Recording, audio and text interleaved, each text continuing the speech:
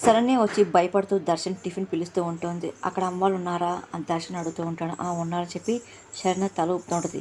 నాకు తెలుసు నువ్వు అన్ని పక్కా ప్లాన్తో వస్తావు, నా పక్కనే కూర్చుంటావు, నేను నీకు తినిపించాలి. అదేంటి అప్పుడే నీకు సడన్గా పొలమారుతుంది, నీకు మంచిని పట్టి తల మీద తట్టాలి, అదేంటో అని దర్శన్ అరుస్తూ, ఓహో మా అమ్మ చూస్తుంది, అబ్బో మా అమ్మేమో వీళ్ళ మధ్య ఎంత బాండింగ్ ఉందని అనుకోవాలి, అదేగా జరిగే డ్రామా. దర్శన్ అనగానే మీరు ఏదో ఊహించుకొని చెప్పిస్తారని అంటూ ఉంటుంది. ఇదేగా జరిగేది మొత్తం అంతా, యాక్టింగ్ చేయొద్దు అని దర్శన్ అరుస్తూ ఉంటాడు. అత్తయ్య గారు మిమ్మల్ని టిఫిన్ పిలవమని చెప్పిస్తారని చెప్తున్నాడు. ఓహో ఆడు పిలుస్తుందని చెప్పి పిలుస్తున్నాడు, లేకపోతే నేను తిన్నా లేకపోతే నీకు అవసరం లేదు అని చెప్పి దర్శన్ అరుస్తూ ఉంటాడు. అసలు మీరు ఊహించినట్టు ఏం జరగదు అని శరణ్యంగానే జరుగుతుంది. ఆ తర్వాత ఉంటుంది నీకొని. దర్శన్ చాలా ఆవేశంగా అరుస్తూ ఇంకా బయటకు వస్తూ ఉంటాడు. ఇంకా శరణ్య ఇంకా ఏం మాటలు ఎప్పుడు పడితే వెనకాల వస్తూ ఉంటుంది. వచ్చి కూర్చో అని చెప్పి దర్శన్ని ఆనంద అంటుంది. దర్శన్ కూర్చుంటాడు. ఇగో అమ్మ ఈరోజు టిఫిన్లన్నీ మీ అక్కే చేసిందని లీలవుతాను కానీ అక్క అని చెప్పేసి శరణ్య షాక్ అవుతూ ఉంటుంది. ఏ బాగా రాదా ఏంటి అని కోటేశ్వర అనగానే లేదు అక్క బాగానే చేస్తుందని చెప్పి శరణ్య కవర్ చేస్తూ ఉంటుంది. కానీ అననే మాత్రం చాలా సంతోషంగా వచ్చిన వాళ్ళు అంతా టిఫిన్ వడ్డిస్తూ ఉంటుంది. ఆనందం అంతా గమనిస్తూ ఉంటుంది.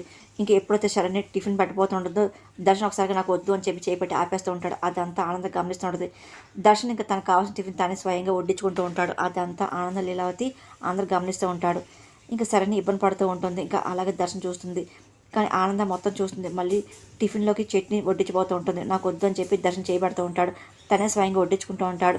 కుటుంబ సభ్యులు అందరూ అలా గమనిస్తూ ఉంటారు. అదేంటి దర్శన్ ఎప్పుడు టిఫిన్ అన్నా ఇడ్లీ తింటావు కదా, మరి ఇదేంటి ఇవాళ ఏంటి ఇడ్లీ పక్కన పెట్టి వడ వడ్డించుకున్నావు ఏంటని ఆనందం అడుగుతుంటుంది. ఇంకా దర్శన్ ఇబ్బంది పడుతూ ఉంటాడు. ఇంకా ఏం మాట్లాడాలని చూస్తూ ఉంటాడు. పైగా అమ్మాయి వడ్డిస్తుంటే నువ్వేంటి వడ వడ్డించుకున్నావు అని చెప్పి రాజేశ్వర్ అడుగుతూ ఉంటాడు. కానీ దర్శన్ ఇబ్బంది పడుతూ ఉంటాడు. అంటే ఆయనకి ఇడ్లీ అంటే ఇష్టం, అంటే రూమ్లో అప్పుడప్పుడు ఇడ్లీ అని చెప్పి ఎగిరిస్తూ ఉంటాను మామయ్య గారు, మళ్ళీ ఇడ్లీ పెట్టుకుంటే వెక్కిరిస్తానని చెప్పి వడవేస్తానని చెప్పి సరైన కవర్ చేస్తూ ఉంటుంది. ఓహో అవునా ఇదంతా బాగుంది, నువ్వు వడ్డిస్తుంటుంటే నేను కాని చెప్పి దర్శనం వడ్డించుకున్నాడు ఏంటి, దానికి రీజన్ ఏంటి అని రోహిత్ డౌట్గా అడుగుతూ ఉంటారు. అంటే వడ్డించుకోవడానికి నా చేతులు ఉన్నాయి కదా, తనని కష్టపడ్డా అని చెప్పేసి ఆ దర్శనం కానీ ఆహా అమ్మ ఆనంద ఇదిగో నీ కోడలు నువ్వు భుజాల మీద ఎక్కించుకుంటే గో దర్శనం అయితే ఏకంగా భార్యని నెత్తి మీద ఎక్కించుకుంటున్నాడు అని చెప్పి కోటేశ్వర్ నవ్వుతూ అంటూ ఉంటాడు. ఆ మాట విని అందరు నవ్వుతూ ఉంటారు. శరణ్య మాత్రం ఇబ్బంది పడుతూ ఉంటుంది. శరణ్య నువ్వు తిను అని ఆనందంగానే అంటే నేను అక్క తర్వాత తింటాను అత్తయ్య అని చెప్పి శరణ్యంగానే సరే అని చెప్పి ఆనందం అంటుంది. ఏమండి ఈ కూర వేసుకోండి చాలా బాగుంటుంది అని చెప్పి ఆనందని చాలా ప్రేమగా రోహిత్ వడ్డిస్తూ ఉంటుంది. అదంతా ఇంకా ఆనంద్ చూస్తూ ఉంటుంది. ఇంకా చాలు అని చెప్పి రోహిత్ అన్నా సరే ఆనందని మాత్రం కోసి వడ్డిస్తూ ఉంటుంది. ఇలా శరణ్య కూడా వడ్డించిపోతూ ఉంటుంది. దర్శనం చాలా కోపం వస్తూ ఉంటుంది. ఇంకా అని చెప్పి సరే ఇంకా టిఫిన్ వడ్డిస్తుంటుంది. ఇంకా వద్దు ఇప్పటికే చాలా ఎక్కువైపోయింది అని రోహిత్ అన్న సరే లేదు తినండి, కావాలంటే చట్నీ వేసుకొని పెద్ద ముక్క చేసుకొని తినండి అని చెప్పి వడ వేస్తూ అని అంటుంటుంది. ఆనందం అంతా గమనిస్తూ ఉంటుంది. ఇదిగో సాయంత్రం నేను మటన్ కర్రీ వండుతాను మీకోసం అని అనగానే అదేంటి మటన్ కర్రీ వడ సరిపోతుందేంటి, దాని కాంబినేషన్ ఉండద్దా ఏంటి అని కాంచన అనగానే అందరూ చూస్తుంటారు. అదేంటమ్మా ములక్కాయలు ఇంటి తీసుకొచ్చావు ఏంటి రాశాడనగానే అదేంటి ఇంటిలో బాధ ములక్కాయలు పంచుతావేంటి మొక్కున్నావు అని కోటేశ్వరు అడుగుతూ ఉంటారు. కాదని పంచడానికి కాదు వండడానికి అని కాంచన కానీ అంత షాక్ అవుతుంటారు. అన్ని ములక్కాడ అని చెప్పి ఆనంద అనగానే అంటే అవును గారు అంటే వీళ్ళకి కొత్తగా పెళ్ళిళ్ళైనాయి కదా, మటన్లో ములక్కాడ, పప్పులో ములక్కాడ, ఇదిగో పెసరపప్పులో ములక్కాడ, అలాగే ములక్కాడ చట్నీ చేద్దామని చెప్పి తెచ్చామని చెప్పి కాంచ అనగానే అంటే నా పెళ్ళైన కొత్తలో మా ఆయన కానీ ఇలాగే చేసి పెట్టేదాన్ని కాంచన సిగ్గుబాటు చెప్తూ ఉంటుంది. ఒక్కసారిగా కోటేశ్వర పొలమారుతూ ఉంటుంది. సరే అమ్మ నువ్వు గతాన్ని గుర్చేసుకొని నువ్వు సిగ్గుపడకు, పిల్లలు దడుచుకుంటాడు కొంచెం కంట్రోల్ ఉండమ్మా అని చెప్పి కోటేశ్వర మాటలకి అమ్మ శరణ్య అని చెప్పి పంతులు గారు పిలుస్తూ ఉంటారు. అప్పుడే శరణ్య వస్తూ ఉంటుంది. నమస్కారం పంతులు గారు అని కాంచన అలాగే వెనకాల అందరూ వస్తూ ఉంటారు. శరణ్యని చూసి పంతులు గారు పాటిస్తూ ఉంటారు. పంతులు గారు మీరు అని ఆనందం అనగానే ఈయన మా ఫ్యామిలీ పంతులు గారు అత్తయ్య గారు అని అననే అంటూ ఉంటుంది. అవును మా ఇంట్లో పండుగ వచ్చినా పాపం వచ్చినా ఏ శుభకార్యం వచ్చినా ఈయన దగ్గరుండి జరిపిస్తూ ఉంటారని కాంచన చెప్తూ ఉంటుంది. అది సరే ఆయన ఎందుకు వచ్చారు అని రాజేశ్వరి అడుగుతూ ఉంటారు. అంటే శోభనాథ్ ముహూర్తం పెట్టుకున్నారు అందుకే వచ్చానని చెప్పి పంతులు అంటూ ఉంటారు. శోభనాథ్ ముహూర్తం అని చెప్పి లీలవుతాను కానీ ఆయన ఎవరు పిలిచారు అని చెప్పి ఆనంద అడుగుతూ ఉంటుంది. శరణ్య అని చెప్పి పంతులు అంటూ ఉంటారు. ఒక్కసారిగా దర్శనం శరణ్య మీద చాలా కోపం వస్తుంటుంది. అసహించుకుంటూ ఉంటాడు.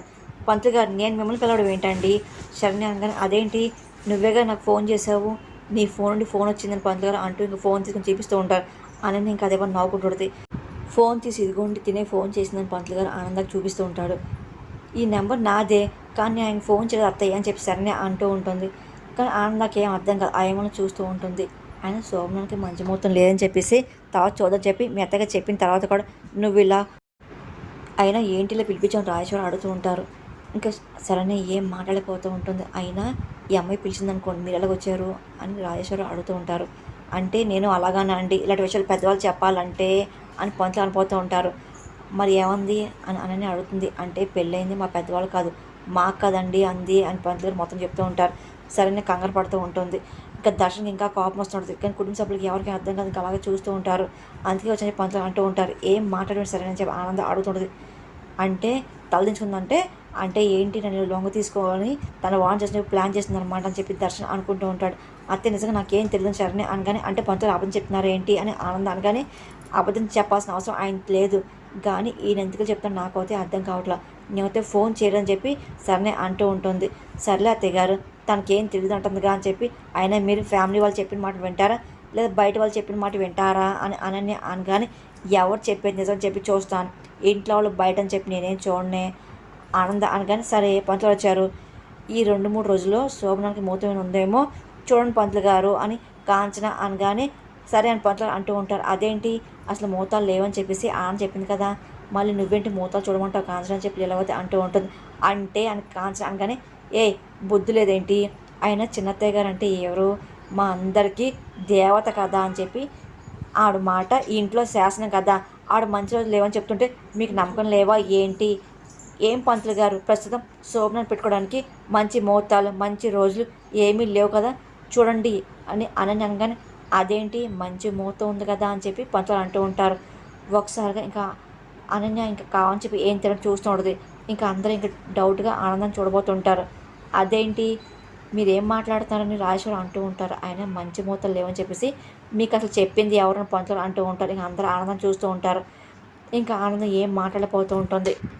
అదేంటి వదిన గారు మా పంతులు గారు ఏమో మంచి రోజులు ఉన్నాయంటున్నారు, మరి మీ పంతులు గారు ఎందుకు చెప్పారు, ఆయన చెప్పారా లేక అని చెప్పి కాన్సెప్ట్ డౌట్గా ఆనందం నిలబడిపోతూ ఉంటుంది. ఆనందం చాలా కోపం చూస్తుంటుంది. లీలావతి కోటేశ్వరికి రాజేశ్వరికి అసలు ఏం అర్థం కాదు. కుటుంబ సభ్యులు అందరూ ఆనందం చూస్తూ ఉంటారు. ఇదిగో పెద్దమ్మ మన పంతులు గారే పంచం కరెక్ట్గా చూసి ఉండరులే అని అనగానే నేను చెప్పడం కాదు, ఏ పంతుల దగ్గరికి వెళ్ళండి వాళ్ళే కనుక్కోండి, వాళ్ళు కానీ లేవని చెప్పి అన్నారనుకోండి ఇప్పుడే నేను పురోహిత మనిషి ఇగో ఏ గుడి దగ్గర పూలు కట్టి పెట్టుకుంటా అని చెప్పి పంతులు అనగానే అంటే ఏంటి మూతలు ఉన్నాయన్నమాట అనగానే అదే కదా మనం ఏం చెప్పేది అని పంతులు అంటూ ఉంటారు. అననే కావని చెప్పి ఆనందం వైపు చూస్తూ ఉంటుంది. అదేంటి మూతలు ఉంటే పంతులు అని చెప్పారు ఆనందం అని చెప్పి లీలావతి డౌట్గా అడుగుతూ ఉంటుంది. ఇంకా అందరూ అదే పరంగా ఆనందం చూస్తూ ఉంటారు. పంతులు గారు ఎందుకు అబద్ధం చెప్పారు అని అనన్య అంటుంది. అంటే ఏంటి మా పిన్ని అబద్ధం చెప్పింది అంటావా అని రోహిత్ అడుగుతుంటాడు. అయ్యో ఆ మాట అంటే నాకు కళ్ళు పోవా, పంతులు గారు చెప్పింది అత్తయ్యగా సరిగ్గా వినపడలేదేమో అని ఆనందాన్ని చూస్తూ అనన్య అడుగుతూ ఉంటుంది. ఇంకా ఆనందం ఇంకా ఏం మాట్లాడలేకపోతుంది. ఇంకా ఇబ్బందిగా అలాగే చూస్తూ ఉంటుంది. ఆయన ఈ కార్యక్రమం ఆపని చెప్పి అత్తయ్య ఎందుకు అనుకుంటారు, ఏం అత్తయ్య గారు అని అనన్య అంటూ ఉంటుంది. ఆనందం ఇంకా ఏం మాటలు ఇబ్బంది పడుతుంటుంది. ఎట్టా మూతలు ఉన్నాయంటున్నారు కాబట్టి పంతులు గారు ఒక నిమిషం ఆగండి జాతకాలు తీసుకొస్తా అని చెప్పి కాన్స్టాంట్ లోపలికి వెళ్తుంది. ఇంకా పంతులు వెయిట్ చేస్తూ ఉంటారు. అన్నయ్య మాత్రం పదే సంతోషంగా ఆనందం చూస్తుంటుంది. ఇదిగోని పంతులు గారు జాతకం అని చెప్పి కాన్సేస్తుంది. ఇంకా పంతులు గారు కూర్చొని జాతకాలు చూస్తూ ఉంటారు. వీళ్ళ పేరు ప్రకారం అలాగే దివ్యమైన ముహూర్తం ఈ రోజు రాత్రే ఉంది పంతులు అంటూ ఉంటారు. ఆనందం షాక్ అవుతూ ఉంటుంది. అనన్య ఇంకా చాలా సంతోషపడుతుంది. దర్శన్కి అలాగే శరణ్య మీద చాలా కోపం వస్తూ ఉంటుంది. అనన్య ఎవరు చూడకుండా ఆనందం చూసి ఐబ్రోస్ ఎగరేస్తూ ఉంటుంది. అంటే నేను శోభను ఆపాలనుకుంటే నువ్వు మాట ఫోన్ చేసి పంతులు గారు రప్పించావు అనమాట అని చెప్పి ఆనందం అర్థమవుతుంది. నువ్వు ఆపాలనుకున్నావు నేను జరగనుకున్నా, ఇప్పుడు నువ్వు ఎలాగ ఆపుతావు అని అనని అనుకుంటుంది. ఆనంద పంతులు గారు మంచి ముహూర్తం ఉందంటున్నారు కదా ఏం చేద్దాం లీలావతి అడుగుతూ ఉంటుంది. ఏం చేయడం ఆ ముహూర్తానికే కార్యక్రమం జరగాలి అని చెప్పి కోటేశ్వరం అంటూ ఉంటారు. ఏరా ఏమంటావు అని చెప్పి రాజేశ్వరిని అడుగుతూ ఉంటారు. అవునన్నయ్య అని చెప్పి రాజేశ్వరి ఒప్పుకుంటూ ఉంటారు. ఇంకా దర్శన్కి ఇంకా శరణ్య మీద చాలా కోపం వస్తుంది. అయ్యో మీరు కన్ఫర్మ్ చేస్తారేంటి, ఇంట్లో ఏమేమి తీసుకున్నా చిన్నతగా తీసుకోవాలి కదా, ఆవిడ ఏమంటారో అని అనన్య కావాలని అడుగుతుంటుంది. నీకు అని పిచ్చా ఏంటి అంత సుఖంగా అని చెప్పి కోరుకున్న ఈవిడి ఆయన పెళ్ళైన వాళ్ళు కార్యం జరగకూడదని చెప్పేసి ఆవిడ అనుకుంటుందా ఏంటి యోధన్ గారు అని కాంచడంగానే చిన్నత్తయ్య గారు అసలు వద్దంటే వద్దు, ఎవరైనా మంచి ముహూర్తం ఉందన్నా సరే వద్దు, ఇదిగో అసలు ఏం వద్దు, మీకు ఇష్టం లేకపోతే ఇంకో నేనైతే శోభనం చేసుకోను అని చెప్పి అనని మాటలు ఆనంద కోపం వస్తుంది. ఇంకా ఏం మాట్లాడలేకపోతుంటుంది. ఇంకా అలాగే చూస్తూ ఉంటుంది. అంటే ఈ పెళ్ళి మీ చేతుల మీద జరగలేదు అత్తయ్య గారు, ఈ కార్యమైనా సరే మీ చేతుల మీద జరిపించుకోని చెప్పేసి ఆశపడుతున్నాను అత్తయ్య గారు అని అనగానే ఆనందం ఇంకా ఏం మాటలు ఇబ్బంది పడుతుంటుంది. అమ్మ ఈ మొత్తం పెట్టమంటారు పంతులు అడుగుతూ ఉంటారు. ఇంకా ఆనందం ఇబ్బంది పడుతూ కానివ్వండి పంతులు గారు అని చెప్పి ఆనందంగానే ఒకసారిగా దర్శన్ అలాగానే కంగారు పడుతూ ఉంటారు. రోహిత్ మాత్రం చాలా సంతోషపడుతూ ఉంటారు. ఇంకా పదే పదే ఇంకా దర్శన్ శరణ్ చూస్తుంటుంది. ఇంకా దర్శన్ అసహించుకుంటూ లోపలికి వెళ్ళిపోతూ ఉంటాడు. ఇంకా శరణ్ ఇంకా ఏం మాట్లాడలేకపోతుంటుంది. ఇంకా మాట్లాడలేక ఇంకా అందరం చూసుకుంటూ కాము మెల్లింగ్ వెళ్ళిపోతూ ఉంటుంది. ఏమండి దేవుడు ప్రమాణించి చెప్తున్నాను, అసలు ఆ ముహూర్తం అసలు గురించి నాకు ఏం తెలియదు పంతులు గారు. నా ఫోన్ నుండి ఎవరు కాల్ చేసినా నాకు అసలు ఏం తెలియదండి. నా మాటలు ఇంట్లో ఎవరు నన్ను నమ్మపోయినా మీరు మాత్రం నన్ను అపార్థం చేసుకోవద్దు. నిజంగా ఏ పాపం తెలీదు శరణంగానే ఏంటి నీ నాకు కసాయవాడిని నమ్మడానికి దర్శనం అరుస్తూ ఉంటాడు. అది కాదు శరణ్య అనగానే ఏయ్ నువ్వు మాట్లాడుకో అని చెప్పి దర్శనం ఆవేశంగా అరుస్తూ ఉంటాడు. నువ్వు పిలవకపోతే నువ్వే పిలిచావని అబద్ధం ఆడడానికి పంతులు గారికి ఏం అవసరం అంటారు? నీకు తెలియకుండా నీ ఫోన్లోండి ఎవరు కాల్ చేస్తారు? అబద్ధం చెప్పడం కూడా నీకు ఒక హద్దు ఉండాలి. ఆయన పిచ్చిగా నీకు అబద్ధాలు చెప్పడం, మనుషులు మోసం చేయడం నీకు అలవాటేగా. దర్శనంగానే దేవునికి ప్రమాణం చేసి చెప్తున్నాను కదండి, నేను అసలు ఏ తప్పు చేయని చెప్పేసి నాకేం తెలియదని చెప్పేసి సరని అనగానే అవును నీలాంటి వాళ్ళు అందరికి లోకు దొరికేది ఆ దేవుడే కదా. ఎన్ని అబద్ధాలు చెప్పినా మోసం చేసినా దేవుడు ఒట్టంటే అందరు నమ్మేసని చెప్పి మీకు నమ్మకం కదా. నువ్వు పాపాలు చేసి నా మీద ఎందుకు కొట్టు పెడతానని చెప్పేసి దేవుడు అడగడు కదా, 2 చెంపలు వాయించాడు కదా.